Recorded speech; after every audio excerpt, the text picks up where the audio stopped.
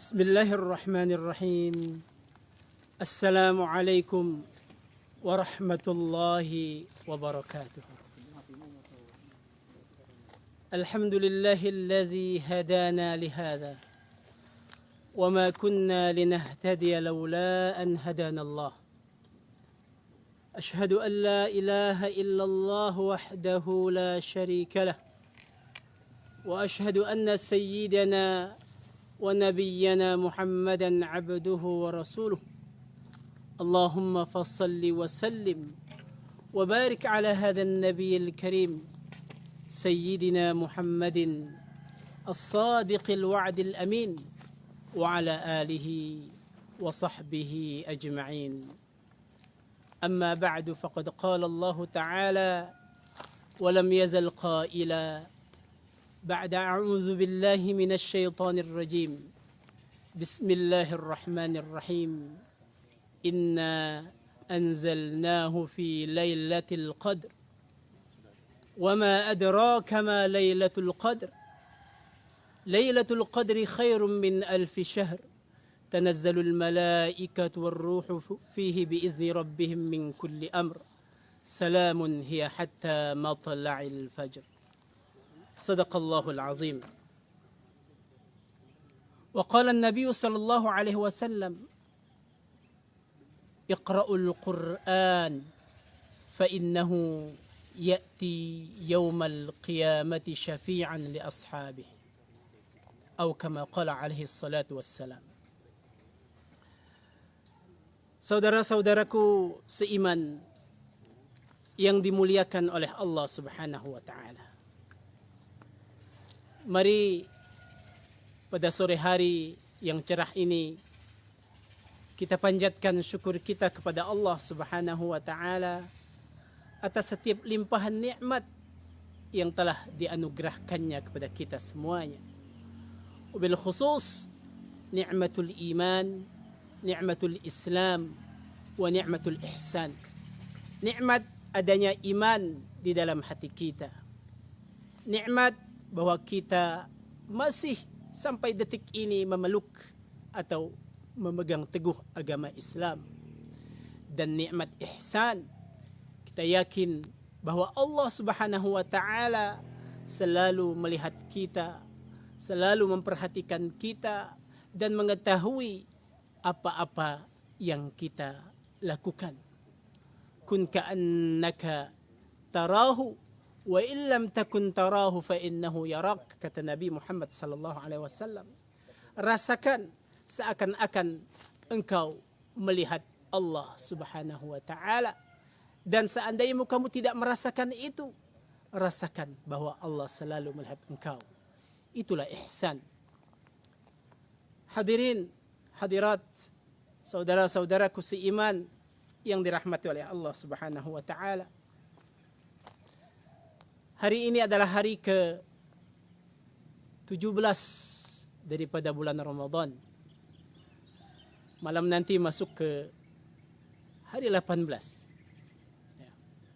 Di mana 17 Ramadan dicatat oleh para ahli sejarah atau para ulama adalah hari diturunkannya Al-Quran, atau yang kita sering sebut dengan nuzulul Quran atau turunnya Al-Quran.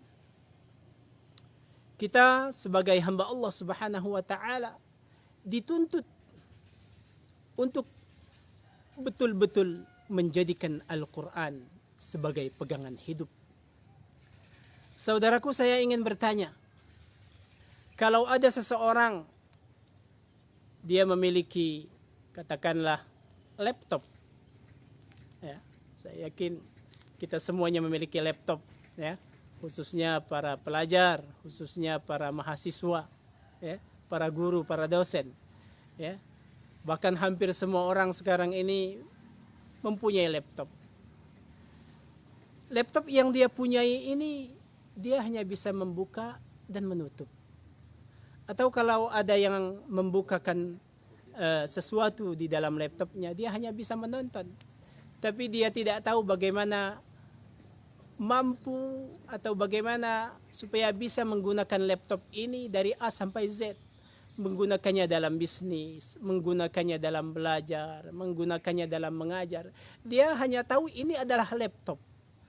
Bagaimana penilaian kita tentang orang ini? Apakah dia merugi? Apakah mungkin kita sebut laptop itu tidak ada guna baginya? Saudaraku, tentu kita semuanya punya nilai. Bahwa kemungkinan besar kita menilai orang yang punya laptop ini adalah orang yang rugi, ya. Dia punya laptop tapi tidak bisa menggunakan laptop. Saudaraku, saya seorang muslim dan Anda sekalian, kita semuanya seorang muslim. Saya mukmin, kita semuanya seorang mukmin. Kita semuanya adalah hamba-hamba Allah Subhanahu wa taala yang disebut dengan mukminun, orang-orang beriman kepada Allah Subhanahu wa taala. Yang satu kemuliaan yang diberikan oleh Allah Subhanahu wa taala kepada umat akhir zaman, yaitu umat Nabi Muhammad sallallahu alaihi wasallam, adalah Al-Qur'an yang diturunkan oleh Allah Subhanahu wa taala pada malam atau Lailatul Qadar, malam yang mulia. Lalu sebenarnya untuk apa Al-Qur'an diturunkan? Ya. Inna anzalnahu fi Lailatul Qadar. Untuk apa Al-Quran diturunkan dan teristimewa lagi diturunkan pada malam yang mulia? Bilhaqqi anzalnahu wa bilhaqqi nazal. Dengan hak, dengan kebenaran kami turunkan ia, yaitu Al-Quran. Wa bilhaqqi nazal, dan dengan kebenaran pula Al-Quran itu turun. Saudara-saudaraku yang dirahmati oleh Allah Subhanahu wa taala, ya. Kita melihat ini, ya. Bagaimana khususnya orang-orang muslim bermuamalah satu sama lainnya. Bagaimana dia menjadi seorang guru, bagaimana dia menjadi seorang pedagang, bagaimana dia menjadi seorang pejabat, bagaimana dia menjadi seorang rakyat jelata, ya. Kita dapat menilai kehidupan kita sebenarnya atau apa yang sedang terjadi. Ya, ya tentu kita melihat berbagai macam tipe manusia dari A sampai Z. Ya, dari A sampai Z. Ada yang baik, ada yang tidak baik, ada yang kurang baik, ada yang mungkin tidak ada kebaikannya sama sekali. Ya, ada penipu, ada yang jujur, ada pembohong, dan lain sebagainya. Ya. Ini adalah tipe-tipe kehidupan atau tipe-tipe manusia yang sering kita temukan dalam kehidupan kita sehari-hari. Bahkan na'udzubillah, kadang kita sendiri pun masih banyak kekurangan-kekurangan kita sebagai seorang hamba Allah, sebagai seorang mukmin, sebagai seorang muslim. Ya.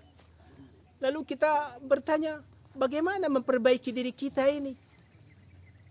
Bagaimana agar kita ini hari demi hari dapat memperbaiki perilaku kita, tingkah laku kita, cara hidup kita. Ya.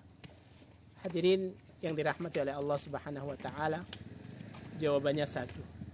Hiduplah bersama Al-Qur'an. Dzalikal kitabu la raiba fihi hudan lil muttaqin. Ya. Tidak ada keraguan di dalam kitab itu, yaitu Al-Quran. Hudal lil muttaqin. Dia adalah petunjuk bagi orang-orang yang bertakwa. Al-Quran petunjuk bagi orang-orang yang menginginkan jalan yang benar. Ya, tentunya harus diawali dengan kemauan. Kemauan ingin mencari yang benar, mencari yang baik. Hidup lebih baik. Hidup lebih diridhoi oleh Allah Subhanahu wa ta'ala. Kuncinya di mana? Kuncinya Al-Quranul Karim. Saudara-saudaraku yang dirahmati oleh Allah Subhanahu wa taala. Ya. Di sana mungkin ada orang yang jabatannya bermacam-macam, gelarnya bermacam-macam. Ya. Di sana ada katakanlah guru. Di sana ada pedagang. Di sana ada pejabat dan lain sebagainya. Dan semuanya ketika didata adalah seorang muslim. Tapi dalam kehidupan sehari-hari, dalam lapangan, di tengah-tengah kehidupan bersosial, ya, kita selalu mendapatkan kekecewaan, ya, kepada orang-orang yang kita sebutkan tadi, ya. Kenapa demikian?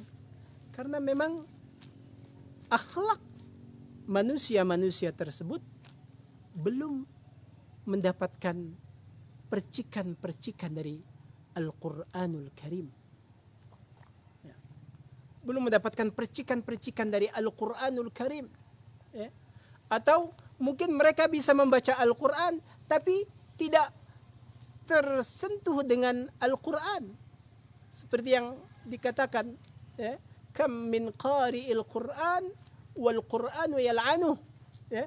Berapa banyak atau ada orang yang membaca Al-Quran tapi saat dia membaca Al-Quran, Al-Quran sedang melaknatnya.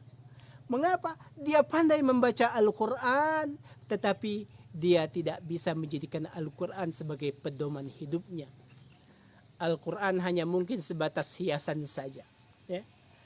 Dia mungkin tahu ini Al-Quran, tapi di tengah kehidupan sosial, ya, di tengah kehidupan sosial, dia mengenyampingkan Al-Quran. Ya, Al-Quran nanti ini urusan bisnis, ini urusan dunia. Ya, kalau Al-Quran saya pegang nanti banyak kerugian saya. Ya, saya tidak mendapatkan apa-apa, saya tidak mendapatkan keuntungan dan lain sebagainya. Ini urusan hidup bersosial. Ya, saya harus kelihatan gagah, saya harus kelihatan perlente dan lain sebagainya. Nanti dulu Al-Quran. Ya, kalau saya bersama Al-Quran, nanti saya tidak menjadi orang yang terkenal dan lain sebagainya. Ya, ini akan mengakibatkan orang-orang, ya, seperti ini tidak ada cahaya Al-Quran dalam kehidupannya. Ya, dia kejar hanyalah dunia. Ya, dia tidak mengejar apa yang dicatat oleh Al-Quran sesuai dengan doa yang sering kita lantunkan. Rabbana atina fid dunya hasanah wa fil akhirati hasanah wa qina adzabannar. Ya. Rabbana atina fid dunya, ya Allah, anugerahkan kepada kami fid dunya hasanah, di dunia ini kebaikan, wa fil akhirati hasanah, dan di akhirat juga kebaikan, wa qina adzabannar, dan ya Allah jauhkan kami atau lindungi kami dari api neraka, dari azab api neraka. Ya, 3 hal ini, ya, yang mestinya tertanam dalam diri setiap muslim. 3 hal ini yang harus tertanam dalam setiap langkah seorang muslim. Ingin mendapatkan kebaikan di dunia, ingin mendapatkan kebaikan di akhirat, lalu nanti di akhirat diselamatkan oleh Allah Subhanahu wa taala dari siksa api neraka. Saudaraku, mungkin saya, ya, orang kaya katakanlah, ya, punya mobil mewah, punya rumah mewah, ya enggak? Ya, punya kendaraan mewah, punya kebun yang banyak, yang luas dan lain sebagainya. Ya, saya mau makan apa saja bisa, saya mau minum apa saja bisa, mau pergi kemana, ke Eropa, mau pergi ke Afrika, kemana aja saya bisa. Kenapa? Saya punya harta yang banyak, ya. Tetapi tiba-tiba saat saya meninggal dunia, ya, tidak ada yang mendoakan saya. Tidak ada yang, katakanlah mungkin yang menguburkan ada, yang melayat ada, yang memandikan ada. Tapi saat saya berada di alam kubur, ya, sampai nanti ke akhirat sana, ya, tidak ada yang menolong saya. Harta saya, rumah saya, kekayaan saya, kendaraan saya, anak-anak saya, pangkat dan jabatan saya, ya, anak-anak buah saya, tidak ada yang bisa menolong saya nanti. Pertama di kuburan, lalu nanti di akhirat. Ya. pertama di kuburan. Ya. Al-kubur, ya, babul akhir. Ya. Kubur adalah pintu menuju akhirat. Ya. Selamatnya seseorang di akhirat ya, akan dimulai ditentukan bagaimana kondisi dia di dalam kuburan. Ya. Man dakhala al-qabra bila zad kama dakhala al-bahra bila safinah. Siapa yang masuk ke dalam kubur tanpa bekal, seperti seseorang yang masuk ke dalam tengah laut tanpa kapal, ya, tanpa pelampung, tanpa perahu, tanpa speedboat, ya. Bagaimana dia hidup di tengah laut? Bahkan dia tidak bisa berenang. Sekalipun dia bisa berenang di tengah laut sendirian, ya, siapa yang bisa menjamin dia selamat? Man dakhala al-qabra bila zadin kama dakhala al-bahra bila safinah. Saudaraku, ya, kekayaan-kekayaan tadi ternyata tidak ada gunanya. Pangkat, jabatan, semuanya nanti akan kita tinggalkan. Ya. Tapi orang yang baik, ya, orang yang menjadikan Al-Quran sebagai bagian dari hidupnya, ya, syukur-syukur dia orang kaya, dia orang berpangkat, ya, dia punya jabatan, dia punya perdagangan yang sukses, bisnis yang sukses, tapi di satu sisi dia juga menjadikan Al-Quran sebagai teman dalam hidupnya. Ya. Bukan sekedar teman membaca, bukan sekedar pandai membaca, tetapi dia juga menjadikan Al-Quran sebagai pedoman hidupnya. Maka insya Allah kata baginda Rasulullah sesuai dengan hadis, ya, yang diriwayatkan oleh Imam Malik, ya, dari Amr bin Auf, ya, dari kakeknya, dari bapaknya. Qala Rasulullah sallallahu alaihi wasallam, ya, taraktu fikum amrayni lan tadillu ma tamassaktum bihima kitab Allah wa sunnata nabiyyih.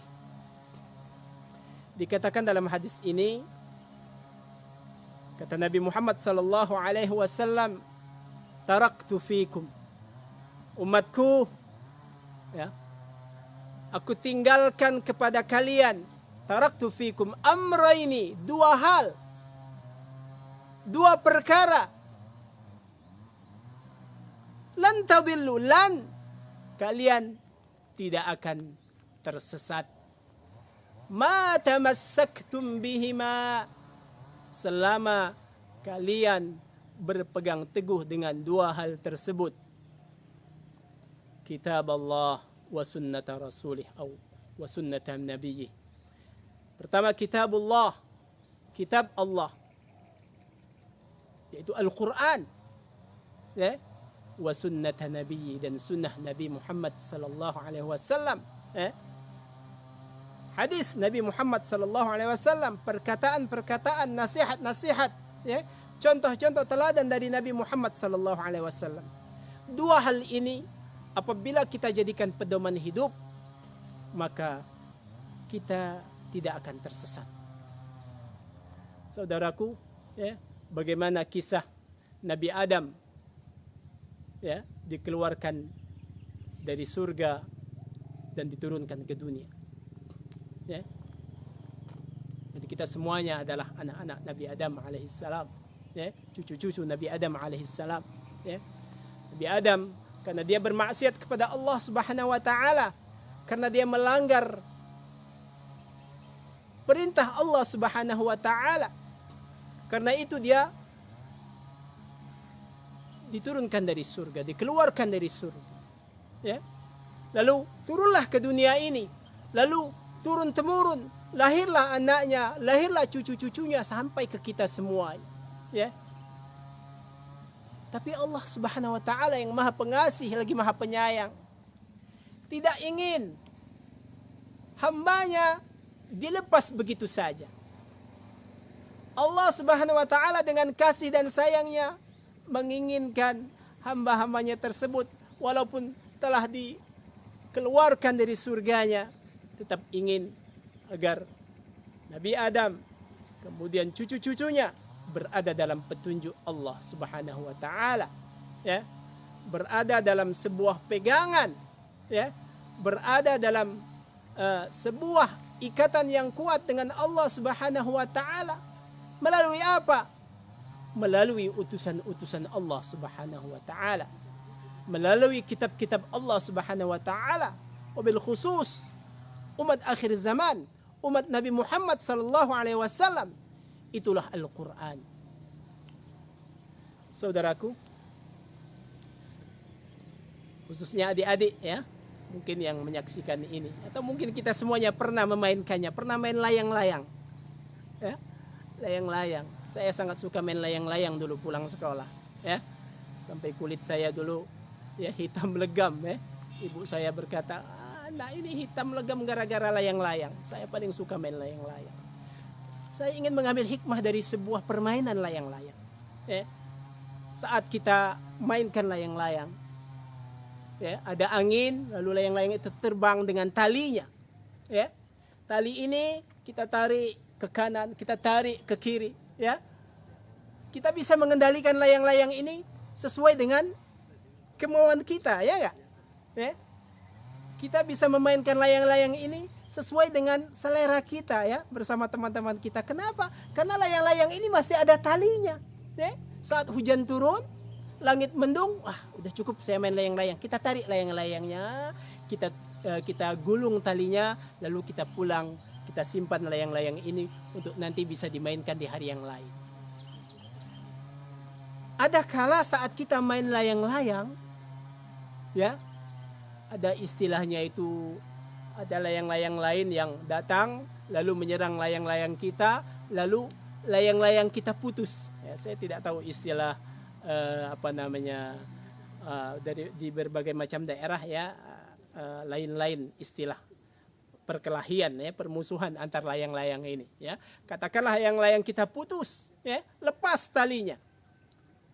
Coba Anda berapa kali menemukan layang-layang seperti itu? Kondisinya bagaimana? Ada layang-layang itu jatuhnya ke atas pohon. Ada layang-layang itu nyangkut di tiang listrik.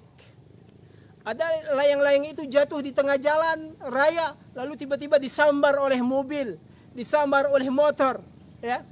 Ada layang-layang itu jatuh ke sungai, ke air, lalu kena air sobek, ya.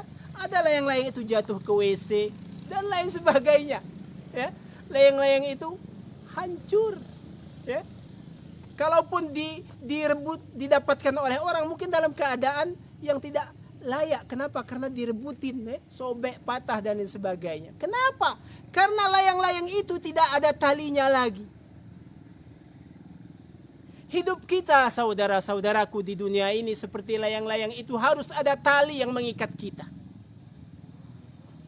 Harus ada tali yang mengikat kita. Supaya apa? Supaya kita tidak terlalu jauh pergi. Atau tidak melayang kemana-mana, ke tempat-tempat maksiat, ya, ke tempat-tempat yang membuat kita berlumur dosa, ya, yang akhirnya mengundang sejuta penyesalan, ya, sejuta kesedihan dan lain sebagainya. Harus ada tali, maksud saya, ya. Harus ada tali yang mengikat kita. Itu yang disebut dengan akidah. Dan akidah itu ada di Al-Quranul Karim, ya. Semua urusan kehidupan kita ada di Al-Quranul Karim. Urusan apa yang ingin kita tanyakan? Urusan bisnis, Al-Quran mengaturnya. Urusan pernikahan, Al-Quran mengaturnya. Urusan bercocok tanam ada dalam Al-Quran, ya. Tentang ilmu pengetahuan antariksa ada dalam Al-Quran. Tentang biologi ada dalam Al-Quran. Dan lain sebagainya. Oleh sebab itu, saudara-saudaraku, jangan lupa, teruslah bersama Al-Quran. Jadikan Al-Quran sebagai pegangan hidup. Mari kita berdoa kepada Allah Subhanahu wa taala. Semoga Allah Subhanahu wa taala selalu menjadikan kita orang-orang yang berpegang teguh dengan Al-Quran. Rabbana atina min ladunka rahmatan wa hayyi lana min amrina rasyada. Rabbana atina fid dunya hasanah وفي الآخرة حسنة وقنا عذاب النار وأدخلنا الجنة مع الأبرار يا عزيز يا غفر يا رب العالمين. وصلى الله على سيدنا محمد وعلى آله وصحبه وسلم والحمد لله رب العالمين. والسلام عليكم ورحمة الله وبركاته.